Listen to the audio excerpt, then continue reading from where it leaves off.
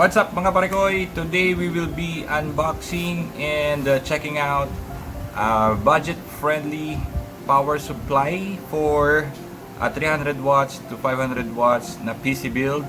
Let's dive into it. Okay, we have the XTC from Cougar.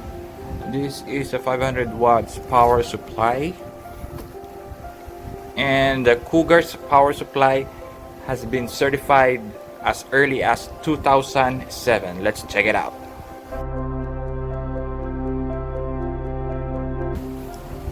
Let's start off with the connectors with the 20+4 motherboard power connector. We have your 6+2 PCIe connectors for your GPU. And we have two sets of this for your peripherals, your SATA power connectors and Molex connectors. For your CPU power connector, we have our standard 4+4 pin connector. For the safety features of this power supply, you're protected with under voltage, over voltage, short circuit, and overload.